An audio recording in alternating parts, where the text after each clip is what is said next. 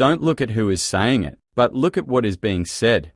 I am from a poor country far away from your world, and I have created a channel for you, with the hope that you will subscribe, like, comment, so that I can support my family.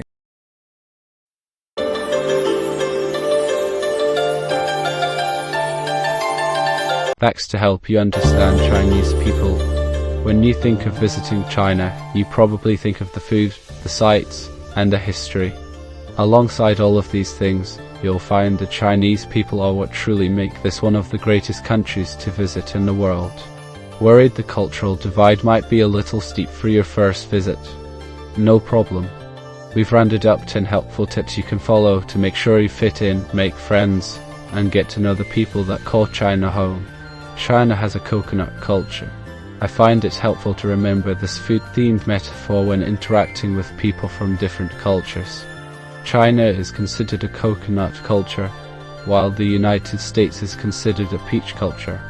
You are probably used to meeting new Americans who are open as soon as you meet them, but may never follow through on their initial "we should get coffee sometime" attitude.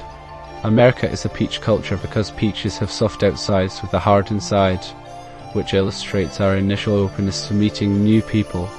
In China, their culture is more like a coconut. While you may perceive Chinese people as being more cold than you are used to, this should not be interpreted as rudeness. A coconut culture is one where people present a formal exterior and close friendships are earned over time. Chinese people may present a stony exterior, but they are just as kind and welcoming as any other culture. Family is a top priority. In Western culture, if you meet an adult that still lives with their parents, you may begin to make negative assumptions about their lifestyle. In China, close family ties are much more common and much more positive.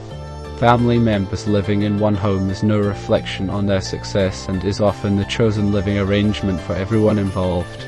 Respect and close relationships with parents and children are the norm in China, as opposed to our more individualized approach in the West. Remembering this can help you to know what your new Chinese friend values and who else might be there if they invite you over for a meal. The Chinese have stereotypes about Westerners too.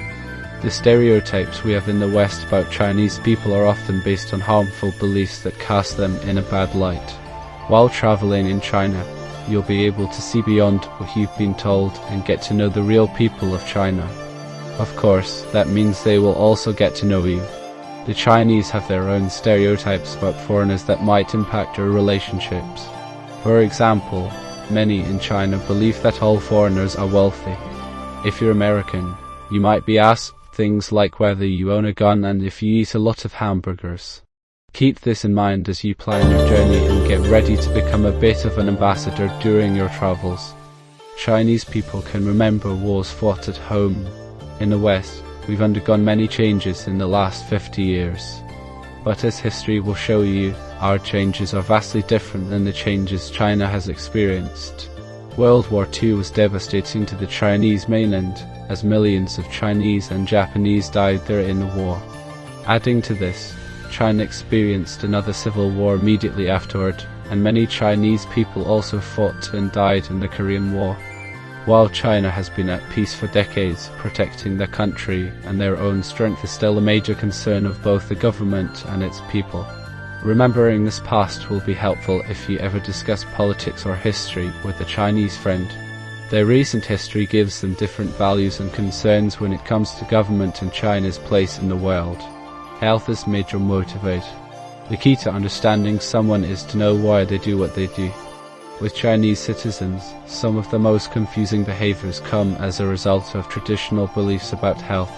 You may struggle to understand why your Chinese guide wears a thick coat on a day you might prefer a light jacket. Or you will probably wonder why the host at your favorite local restaurant offered you hot water in the middle of summer. These and many more behaviors are because of the traditional medicine beliefs about hot and cold temperatures in the body. The Chinese will often wear winter layers much longer than foreigners deem appropriate to keep off the winter chill. Likewise, hot water is seen as the healthy option even in the heat of summer,